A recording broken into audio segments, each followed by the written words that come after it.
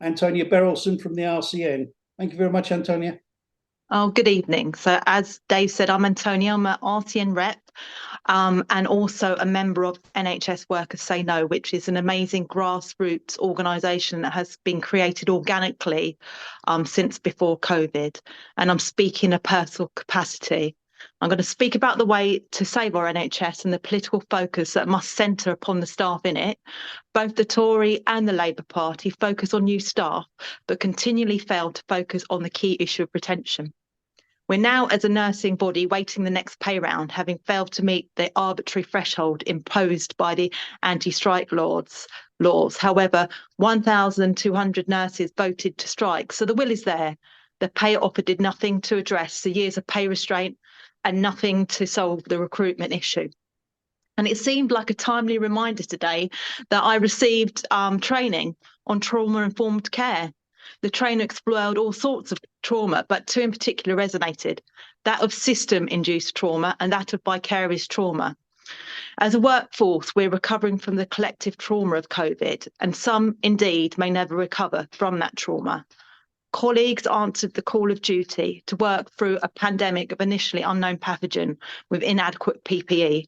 I can remember, and every single one of my colleagues can remember, the ever-growing list of healthcare professionals who'd lost their lives at the start of the pandemic and throughout it. The uncertainty of how we would nurse or care for those patients, the great unknowns of the disease trajectory. Great sacrifices were made where some clinicians had to live away from families for months at a time, frightened to bring the virus home. Vivid stories of clinicians undressing before their kids could come and cuddle them. So many of the students during COVID that are now in practice would have missed large chunks of breadth of practice that they need to be clinicians, and then they're going on the wards and not having the support they need. Clinicians being redeployed into wards outside their comfort zone with the lack of support.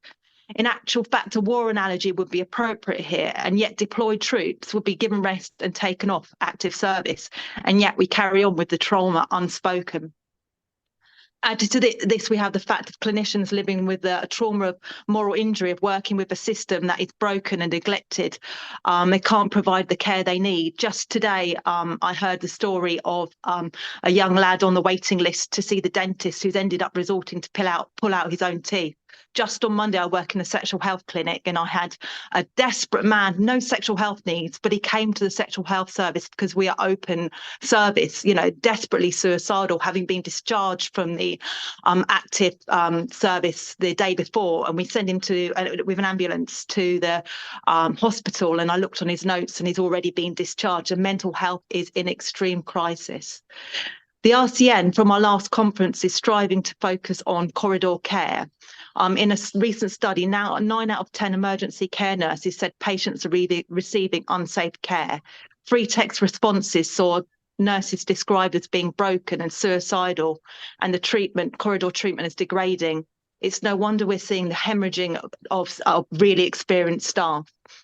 But I'd say one of the greatest trauma is the gaslighting for successive governments, particularly as a predominantly female workforce. We've been told for years it was a vocation, and because it was such, we couldn't do it and ask for more money. So nurses taking strike action occurred in the perfect storm that created the will and the want to make a stand. Years of pay restraint and spiralling food costs, workloads becoming untenable within a system in collapse, and the blatant disregard with that the government treated us, not just us, but our patients. And we've seen the daily attrition on nurses, those leaving either to work in another field, retiring early, or leaving the country to seek a better life. We're now 50,000 nurses short, with about half the workforce due to retire in the next 10 years. But Labour and Tories both focus on new nurses without acknowledgement that it's retention that is key, because we need to maintain, to keep the nurses, to mentor the new nurses coming in. 83% of all shifts are short-staffed on a daily basis. Like, for example, in a frailty ward, nurses are having to choose who gets taken to the toilet first, who gets their intravenous antibiotics, life-saving medication, who is going to receive the medication to ameliorate the untoward symptoms as someone approaches the end of life. Or a matron on a chemo unit struggling to fit in patients, a grandfather with palliative treatment they'll buy in 6 months, or a young mother with breast cancer needing the therapy before she starts her surgery. How can these choices be possible? But the all-encompassing trauma, which was an instigating factor in nurses taking industrial action, was the passionate defence of our NHS, and we see its managed decline and creeping privatisation, where the poor languish on waiting lists and the rich pay their way. So not so much a buyout, but a sellout, that those who can afford it opt out, and thus eroding its relevance and reputation. The NHS, which is a system of universalising the best to the barest of minimum safety nets. The Tories are intentionally underfunding healthcare and allowing private interests to extract money from the system. And the current Labour front bench, well, what shall I say about them? They've shown they're failing to listen to working class voices and abjectly failing to read the room, when the only response to the crisis, the only response Wes Streeting is to say is about all the new nurses that they're going to come in. Nothing about acknowledging the need to talk about retaining. They failed to acknowledge both the trauma or listen to our requests for pay restoration. Starmer lacks the vision and bravery needed for our NHS. And besides, can he and Streeting and Cooper be trusted and considered to be good faith actors with their links to private healthcare donors? Starmer lacks the bravery, the cojones, the wisdom to change the narrative. The NHS created, the Labour Party created the NHS in 1948 in similar economic difficulties, to be there for everyone, rich and poor, in times of need, free at the point of use. In 2012, the NHS was the best healthcare system in the world. It may be considered to be more patriotic to renationalise our NHS than the tokenistic Union Jacks at the latest conference. His obsession with growth misses a vital point, that growth can only be achieved with a healthy workforce, a workforce that is able to work because of the NHS, not languishing on waiting lists. Streeting and Starmer use the word reform, and that should strike terror into all of us. Unless they call for an immediate end to outsourcing and to end the use of private provision, this reform will only sicken the NHS further. It is certain that we cannot trust the Tories with the NHS, but the Labour will not provide the change that is needed, not when private healthcare contributes tens of thousands to a campaign chest of the shadow health secretary, a man who stood shoulder to shoulder with activists in the Fair Pay campaign from the RCN, but stands by the private sector as a solution to deliberately manifest NHS woes. And as we said on the picket line, patients aren't dying because nurses are striking. Nurses are striking because patients are dying on ordinary non-strike days. And I myself recently have experienced the stresses of the waiting list while I waited for my own recent cancer diagnosis. And it's given me a renewed insight into how broken the system is, but how wonderful and professional and caring are the people that work within it. And, you know, I was delayed seeing a consultant because the consultant was on the picket line. But I say, what price is that? Someone who has your life literally in their hands.